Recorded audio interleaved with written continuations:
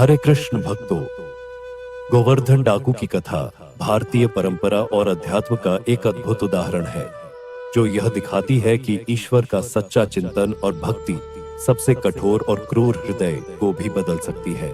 यह कथा प्राचीन काल की है। गोवर्धन डाकू की कथा ईश्वर की भक्ति और उनकी कृपा से होने वाले अद्भुत परिवर्तन की कहानी है।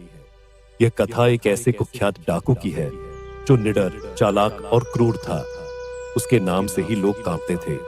वह राजा के खजानों को लूट चुका था और उसके आतंक से सैनिक भी भयभीत रहते थे।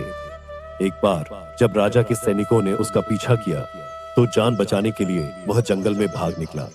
भागते भागते वह एक सत्संग स्थल पर पहुंचा, जहां पंडित परशुराम जी महाराज कथा कर रहे थे। वह सभा में जाकर बैठ गया, क्योंकि उसे लगा कि सैनिक यहाँ उसकी तलाश नहीं करेंगे। पंडित जी भगवान श्री कृष्ण की बाल लीलाओं का वर्णन कर रहे थे। उन्होंने बताया कि कैसे यशोदा मैया ने श्री कृष्ण को सोने की करधनी पहनाई थी और वे पीले वस्त्र, सिर पर मोर मुकुट और हाथ में लकुटी लेकर अपने सखाओं के साथ गाय चराने जाते थे। गोवर्धन ने कथा ध्यान से सुनी और मन में सोचा, इतना धनी बालक, सोने की करधनी और लकुटी, यह तो मेरे लिए आसान शिकार होगा।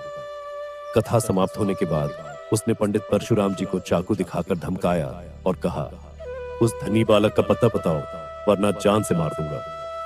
पंडित जी मुस्कुराए और बोले, जिस बालक की बात तुम कर रहे हो वह कोई साधारण बालक नहीं, स्वयं भगवान श्री कृष्ण है। उनका निवास वृंदावन में है और उनके पिता का नाम नंद बाबा है। लेकिन याद रखना, उन्हें लूटना आसान नहीं है। वे बाल रूप में भी बहुत चतुर और दिव्य हैं। गोवर्धन ने जवाब दिया, मैं बिना उसे लूटे एक बूंद पानी नहीं पीऊंगा। पंडित जी ने उसे माखन मिश्री देते हुए कहा, यदि तुम्हारा बस न चले तो यह माखन मिश्री उन्हें खिला देना, शायद वे प्रसन्न हो जाएं। गोवर्धन अब वृंदावन की ओर निकल पड़ा। रास्ते में वह हर किसी से पूछता, श्याम सुंदर कौन है, वह कहां मिलेगा? लेकिन उसे कोई स्पष्ट उत्तर नहीं मिला। गोवर्धन डाकू ने दृढ़ निश्चय किया था कि जब तक वह उस बालक को लूट नहीं लेगा तब तक पानी नहीं पिएगा। उसने पंडित जी से नाम पूछा और जब पंडित जी ने कहा श्याम सुंदर, तो वह बार बार उसी नाम को दोहराने लगा, श्याम सुंदर, वृंदावन का गाय चराने वाला बालक। धीरे धीरे उसका ध्यान उसी नाम में रमने लगा। अब वह पैदल ही चल पड़ा और जहां भी गायें चरती दिखती वहां रुककर पूछता, श्याम सुंदर कौन है, कहां मिलेगा? लोगों ने कहा, यह ब्रज भूमि है, यहाँ हर गौशाला भगवान के नाम पर ही है। पर गोवर्धन ने जोर देकर कहा, वो श्याम सुंदर जिसे यशोदा मैया ने श्रृंगार करके भेजा है। कथा में सुना था वह बालक यहाँ कहाँ मिलेगा। वह मन ही मन सोचने लगा कि पंडित झूठ नहीं बोल सकते। डाकू और चोर तो झूठ बोल सकते हैं, पर पंडित नहीं। उसने भगवान को पुकारते हुए कहा, अगर सच में कोई ईश्वर है तो मुझे श्याम सुंदर से मिला दे। मैंने कसम खाई है कि बिना लूटे पानी नहीं पीऊंगा। इतने में किसी ग्वाले की आवाज आई, श्याम सुंदर, तुम्हारी गायें इधर जा रही हैं। गोवर्धन भागकर उस दिशा में गया कुछ और देखा कि एक अद्भुत बालक खड़ा है। उसकी कमर पर हाथ रखे हुए थे, पीले वस्त्र पहने, सिर पर मोर मुकुट, कमल के समान नयन और कमर में सोने की करधनी। यह बालक वैसा ही दिख रहा था जैसा पंडित जी ने वर्णन किया था। उसके चारों ओर सखा और गायें थीं, जो दिव्य आभा से युक्त लग रही थीं। गोवर्धन समझ गया कि यही श्याम सुंदर है। उसने चाकू निकालकर कहा, मुझे तुम्हारा सारा धन चाहिए, और सभी सखाओं की ओर चाकू लहराते हुए कहा, भाग जाओ, नहीं तो मार डालूंगा। भगवान श्री कृष्ण ने सखाओं को इशारा किया और कहा, तुम लोग जाओ, मैं इसे अकेले संभाल लूंगा। गोवर्धन बोला, तू मुझसे डरता है क्या?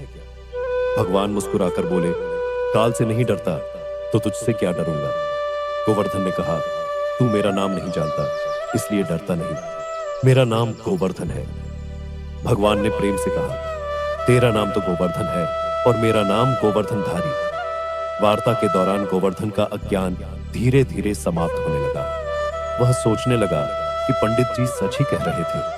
उसे याद आया कि पंडित जी ने माखन मिश्री खिलाने की बात कही थी। उसने भगवान को माखन मिश्री दी और कहा, यह लो, इसे खाओ। भगवान ने मुस्कुराते हुए माखन मिश्री ग्रहण की और फिर गोवर्धन से कहा, अब तुम भी इसे खाओ। जैसे ही गोवर्धन ने माखन का एक कौर खाया, उसके भीतर का अज्ञान नष्ट हो गया। उसके हृदय में भगवान की भक्ति जाग उठी। उसने चाकू फेंक दिया और भगवान के चरणों में गिरकर रोने लगा। प्रभु, मैं पापी हूँ। आपने मुझ पर कृपा की और मुझे दर्शन दिए। मुझे क्षमा कर दें। भगवान ने उसे उठाया और कहा, अब तू मेरा नाम जप और दूसरों को भी भक्ति के मार्ग पर चलने की प्रेरणा दे। इस प्रकार गोवर्धन डाकू का जीवन पूरी तरह बदल गया। वह डाकू से संत बन गया और अपना शेष जीवन भगवान की भक्ति और सेवा में समर्पित कर दिया। भगवान के दर्शन के बाद गोवर्धन का जीवन पूरी तरह बदल गया। वह डाकू से संत बन गया और अपना शेष जीवन भगवान की भक्ति और सेवा में समर्पित कर दिया। ये कथा हमें सिखाती है कि भगवान की कृपा से सबसे बड़ा पापी भी सुधर सकता है। भक्ति और शुद्ध हृदय से भगवान को पाया जा सकता है। गोवर्धन डाकू की यह कथा यह संदेश देती है कि यदि हम सच्चे मन से ईश्वर का चिंतन करें और उनके मार्ग पर चले, तो हमारा जीवन भी दिव्यता और आनंद से भर सकता है। और भक्ति के मार्ग पर चलने के लिए सच्चे मन और निष्ठा की आवश्यकता होती है। भगवान को पाने के लिए धन, बल या साधन की जरूरत नहीं है। केवल शुद्ध हृदय और भक्ति की आवश्यकता होती है। राधे राधे।